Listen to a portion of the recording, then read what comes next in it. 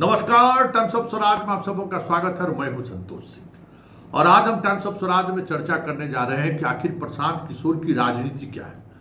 अभी तक हम प्रशांत किशोर के उन पक्षों पर चर्चा कर रहे थे जिन पक्षों को लेकर उनकी आलोचना हो रही है या फिर उनकी परीक्षा हो रही है।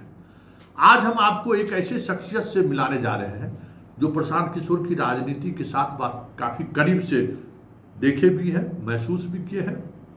उनके कई कार्यक्रमों में उन्होंने हिस्सा भी लिया है और वो एक ऐसा शख्सियत है जो बिहार की राजनीति पर गहरी पकड़ रखते हैं। वो खुद आंदोलन की उपज है। जेपी आंदोलन के अग्रणी सेनानियों में उनकी पहचान रही है। वो एक बड़े आंदोलन को लीड किया है, इसलिए इस तरीके की राजनीति को, इस तरीके के आंदोलन को के मर्म को भी समझते हैं और उसके नैरेटिव्स को भी समझते हैं। जी हाँ, बात हम फुलेंद्र कुमार सिंह आंसू की कर रहे हैं, जो उस दौर में छात्र राजनीति में अपना परचम लहराया, जिस दौर में कह सकते हैं कि जनता पार्टी और बीजेपी और आरएसएस का तूती बोलता था। 77 की बात कर रहे हैं। उस दौर में इन्होंने बीजेपी के उम्मीदवार, विद्यार्थी परिषद के उम्मीदवार के खिलाफ निर्दलीय चुनाव लड़कर स्टूडेंट यूनियन का बिहार विश्वविद्यालय में प्रेसिडेंट बने। हालांकि बाद के दिनों में वे सरकारी नौकरी में आ गए, लेकिन नौकरी में रहते हुए भी राजनीति की समझदारी जो आज मेरे अंदर कभी कभी आपको दिखता होगा, कहीं न कहीं इन्हीं का वो छाया है।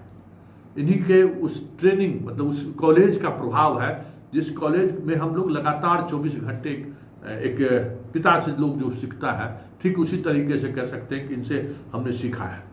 ये प्रशांत किशोर के बारे में क्या सोचते हैं जरा आप सुनिए और बड़ी गंभीरता से सुनिएगा।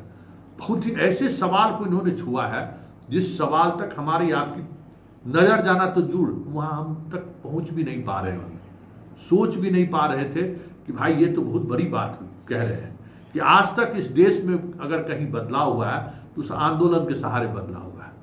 और ऐसे आंदोलन में प्रशांत किशोर की क्या भूमिका है, या फिर प्रशांत किशोर किस आंदोलन की उपज है? किसी आंदोलन की उपज तो है नहीं। तो फिर कॉरपोरेट के उस गेम के सहारे अगर वो राजनीति में उभर कर सामने आते हैं, इस देश के लिए एक नई तरीके की राजनीति होगी। तो देखिए क्या कहते हैं फुलेंद्र कुमार सिंह आंसू। प्रशांत किशोर की जो राजनीति है या जो कुछ भी हो रहा है, आप ग्राउंड जीरो पर देख रहे हैं। प्रशांत किशोर के उस काम को भी देखे, कई कार्यक्रमों में भी आपने हिस्सा लिया। क्या आपको लगता है प्रशांत किशोर को लेकर उनकी राजनीति को किस नजरिए से देखते हैं? नहीं, प्रशांत किशोर की राजनीति में कोई नई बात सामने नहीं आई है।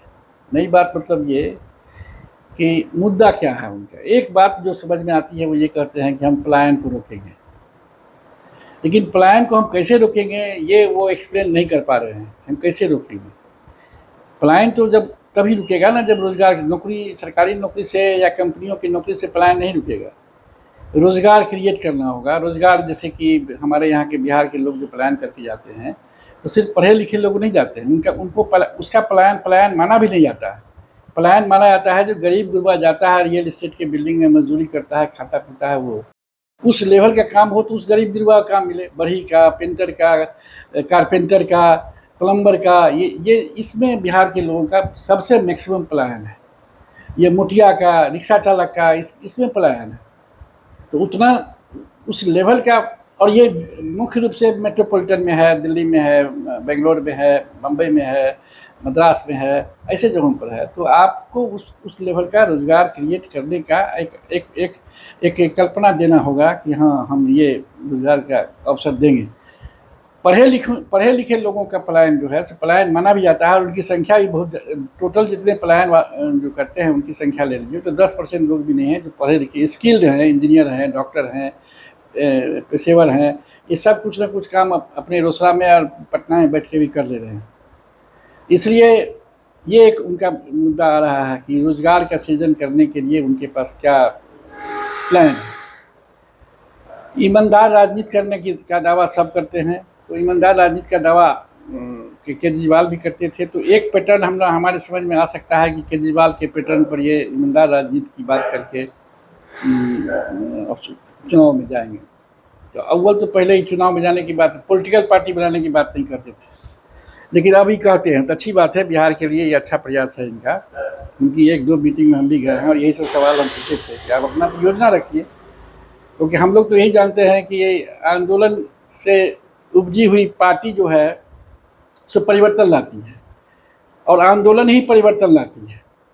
तो आप तो आंदोलन किसी आंदोलन में शरीक हुए नहीं, चाहे वो गांधी का करो या मरो, अब 42 का आंदोलन हो, तो कांग्रेस पार्टी भी आंदोलन की उपजी हुई पार्टी थी जो इतना दिन सत्ता चलाई। उसके बाद जेपी के आने के बाद जो परिवर्तन हुआ तो जनता पार्टी नाम का, भारतीय जनता पार्टी नाम का या फलाने नाम का, ये ठिकाने नाम का पार्टी चली और वो लोग अभी हैं राजनीति में। तो अभी राजनीति का जो उपज है, फिर अन्ना आंदोलन हुआ दिल्ली में, अन्ना आंदोलन हुआ तो केजरीवाल टाइप के लोग आए।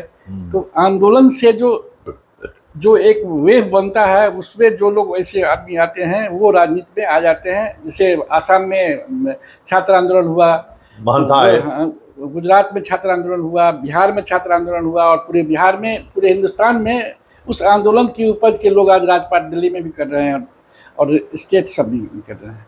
तो ये आंदोलन की भी उपज नहीं है, क्योंकि आंदोलन के दौरान जनता की अच्छी खासी ट्रेनिंग होती है एक आदमी के पीछे चलने की और मुद्दों की समझ होती है। तो मुद्दा भी सामने इनका नहीं है और आंदोलन से कोई उपज नहीं है। तो एक्सपीरियंस जो बताता है कि अब तक 90 का बीपी सिंह का आंदोलन, तो वो भी एक सामने में है। ये बंगाल का आंदोलन, अकालियों का आंदोलन, तो अकाली भी उसी की उपज है। ये सारा क्या बताता है कि आंदोलन से राजनीतिक परिवर्तन आता है और राजनीतिक पार्टियां बनती बिगड़ती रही है। अब इनका है कि अभी जो इनका स्ट्रेंथ है वो ये है कि ये मुख्य रूप से आम लोगों को, इंटेलेक्चुअल्स को जोड़ रहे हैं, लेकिन इंटेलेक्चुअल्स में भी एक भ्रम की स्थिति ये है कि रिटायर्ड ब्यूरोक्रेट इंटेलेक्चुअल होते हैं।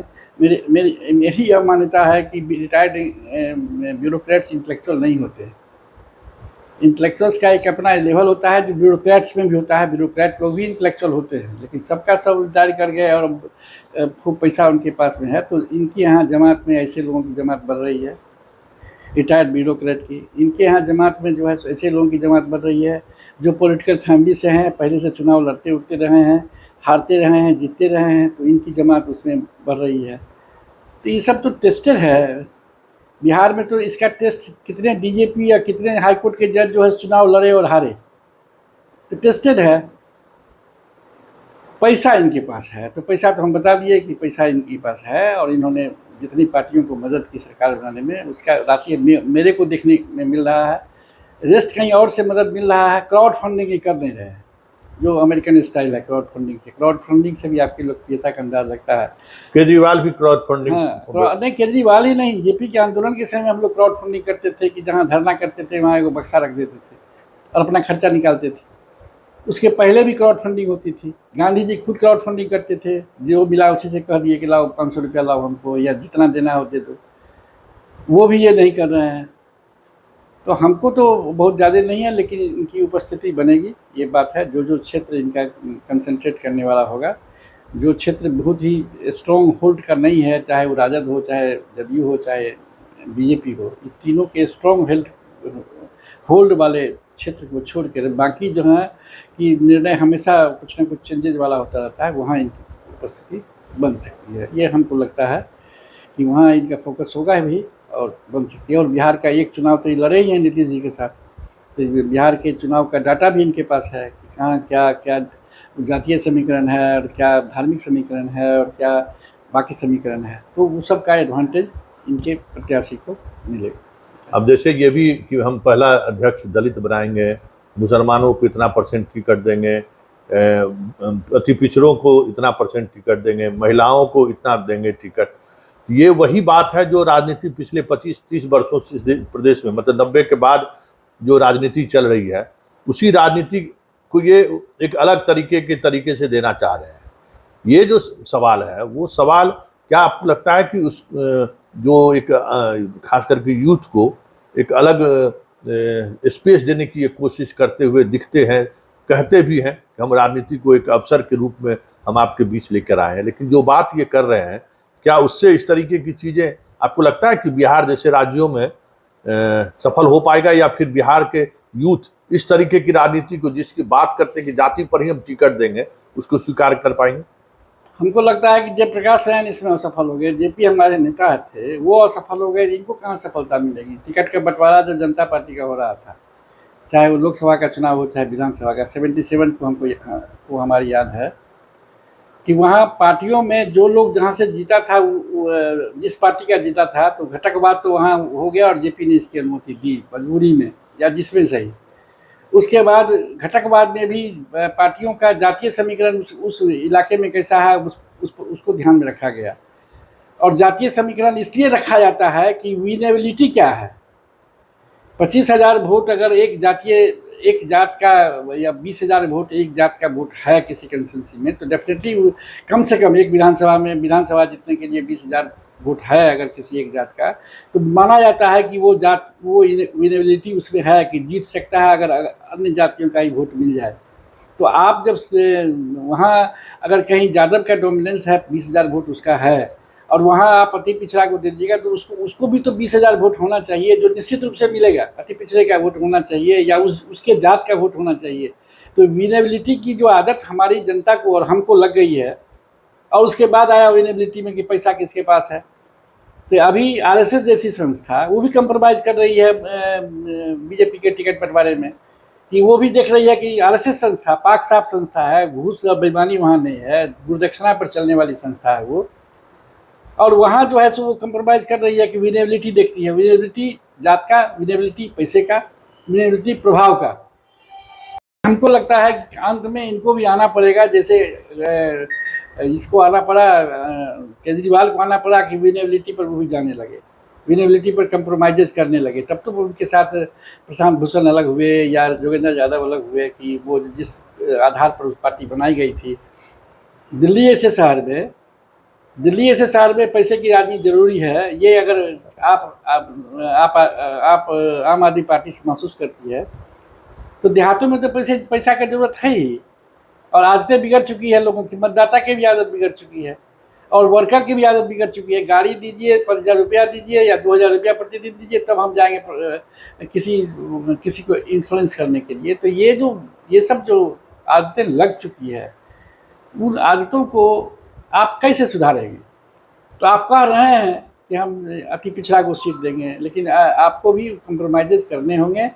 अभी हम लोगों का बिहार का कम से कम स्टेज ऐसा नहीं आया है कि आप जो है सो ये इस तरह से डिस्ट्रीब्यूशन करके और आपको कामयाबी मिले। ये कामयाबी का सूत्र, विनेबिलिटी कामयाबी का सूत्र है। आप ठीक है अति पिछड़ा में ही दीजिए, तो आप सोच लीजिए कि ये रिस्क है। आप मुसलमान को टिकट दीजिए तो आप सोच लीजिए कि ये रिस्क है। सीधे आप फेस सेविंग के लिए कि एक जगह 30% या 20% या 10% मुसलमान को टिकट दे दिए, आप उससे पूरे बिहार का मुसलमान आपको टिकट दे देगा कि अरे वाह भाई, ये तो वैसे हमारे मुल्क हमारे कौम के लोगों को टिकट दे रहा है तो हमको वोट देना चाहिए। ऐसा नहीं होता है राजनीति में, ऐसा नहीं होता। राजनीति में स्थानीय नेता जो हैं, वो जो दिन रात उस आदमी से, हिंदू हो या मुसलमान हो, यादव हो, कोयरी हो, कुर्मी हो, राजपूत हो, भुइयार हो, कोई हो, जो स्थानीय वर्कर या नेता या जो भी हो स्थापित आदमी, उसके अनुसार राजनीति चलती है और सब लोग उसी को इन्फ्लुएंसर कहिए, उसको खास आदमी कहिए। उसको हमने एक बार परिभाषित किया था, आम आदमी खास आदमी। तो खास आदमी वो जो पान की दुकान पर रोज़ पान खाने जाता है 2 टाइम, वो जो चाय की दुकान पर रोज़ चाय पीने जाता है 2 टाइम गांव घर में, उस खास आदमी पर ही सारे लोगों का फोकस होता है कि ये हमको इसमें से अधिकांश का हम अगर मिला लिए तो हम जीत लेंगे, उस गांव में ज़्यादा वोट ले आएंगे। आपको उसको देखना होगा ना। और उसकी आदत बिगड़ चुकी है कि वो बिना पैसा के एक जगह चलता नहीं है। पहले ऐसा नहीं थी, समाजवादियों के सही में ऐसा नहीं था। समाजवादियों के सही में साइकिल से लोग चलते थे। तो अब वो आदत बिगड़ चुकी है। तो आप आए हैं, नया प्रयोग कर रहे हैं, लेट अस सी। और आपका स्वागत भी है, हम आपका स्वागत करते हैं, ये अच्छी बात है। लेकिन ये सब सवाल हम रोसड़ा में आपके सामने उठा चुके हैं, मरवाड़ी धर्मशाला में ये सवाल मुझे उठा चुके हैं कि मुद्दा क्या है आपका, प्रोग्राम क्या है आपका, रोजगार देने का आपका कार्यक्रम क्या है, ये सब लेके आइए आप। सीधे हम भागने नहीं देंगे, पलायन नहीं कर देंगे। हेल्थ पर आपका कोई ओपिनियन नहीं आया है, एजुकेशन इंस्टीट्यूशन पर आपका कोई ओपिनियन नहीं आया है, गरीबों की पढ़ाई कैसे ठीक से हो इस पर कोई ओपिनियन नहीं आया है, कुछ कहीं चर्चा उसकी नहीं हो रही है। ये 2 चीज़ जो है सामान्य जनता के लिए बहुत ही आवश्यक, और जहाँ वो बिक रहा है अपनी पूरी कमाई वो स्वास्थ्य पर और पढ़ाई पर लुटा देता है, और कर्ज के बोझ से फाइनेंशियल जो लघु वित्तीय संस्थाएं हैं जो उसको फाइनेंस करके लूट रही है, आप उस पर क्या कर रहे हैं? एक भी गांव का अति पिछड़ा दलित नहीं है जो 25,000, 30,000, 40,000, 50,000 के डेप्ट में नहीं है। और वो कर्ज देता कौन है? तो वो छोटी वित्तीय इकाइयाँ जो रन कर रही है, और वो देता है और उसके हफ्ता में एक बार पहुंच जाता है जो किस्ती वसूलने के लिए। तो वो क्यों पैसा लेता है? वो इसलिए लेता है कि स्वास्थ्य उसको इलाज कराना है, 5,000 रुपया खर्चा है, 10,000 रुपया खर्चा है, कहाँ से लाएगा वो? उसका तो मजदूरी है 400 रुपया रोज, कहाँ से लाएगा वो? तो आपको स्वास्थ्य पर स्वास्थ्य के विषय में कोई योजना नहीं है कि इजी हॉस्पिटल उसको कोई मिले, इजी डॉक्टर कोई उसको मिले। शिक्षा पर आपका नहीं, कैसी शिक्षा है आपकी स्कूलों में चल रही है, आप देख रहे हैं, मास्टर बहाल कर दीजिएगा, लेकिन शिक्षा की गुणवत्ता में क्या हो रहा है? लड़के पढ़ने जा रहे हैं कि नहीं आ रहे हैं? तो ये सब चीज़ें पर आपका कुछ ओपिनियन अभी आया नहीं है। इसलिए कैसे कहा जाए कि आप इतना बड़ा परिवर्तन की बात है? और सीधे विधानसभा में जीत लेने हाल में से थोड़ी परिवर्तन आता है। नीतीश जी भी आए, बहुत काम किए, काम का अंबार लगा दिए, इसमें कोई शक नहीं है। रोड, बिजली, पानी, स्कूल, कॉलेज सब चल रहा है, अब फर्स्ट क्लास चलने लगा, जो नहीं चलता था। लेकिन क्वालिटी अभी तक नहीं आई। गरीब जो है, जो स्वास्थ्य सेवा के लिए मोहताज है, वो आज ही मोहताज है। तो इसलिए इन सब चीज़ों पर आपका क्लैरिटी नहीं है। आप इन चीज़ों पर मैंने आप प्रशांत किशोर क्लियर नहीं है, तो उनको उस सब योजनाओं को लेके आना चाहिए जो लोग लगे कि साहब जो 70% आबादी अति पिछड़ा, दलित, मुसलमान, इन लोगों की है, उसको वो आकर्षित कर सके। तो मतलब पूरे देश में ये पहला प्रयोग होगा कि बिना किसी आंदोलन के, बिना सड़क पर उतरे हुए, बिना लाठी डंडा खाए हुए, जेल गए हुए, आप एक इश्यूज को लेकर आप मैदान में उतर गए और आप चाह रहे हैं कि हम सत्ता पर काबिज हो जाएंगे। इसलिए कि आपका इमेज है ठीक ठाक चुनाव जिताने वाला आपका इमेज है, चुनाव की रणनीति आपके पास है, बेहतर रणनीति है, तब तो आप चुनाव जिता रहे हैं। नरेंद्र मोदी को भी जिताए आप, बिहार में नीतीश कुमार को भी जिताए। लेकिन रणनीति से ही सिर्फ चुनाव, रणनीति तो चैनलाइज करती है, रणनीति वर्कर्स को चैनलाइज करती है, लेकिन वोटर्स को चैनलाइज करने की जो रणनीति की जो बात होनी चाहिए वो नहीं है। वो लैक कर रहे हैं वो, कि वोटर को कैसे चैनलाइज करेंगे। That is the thing.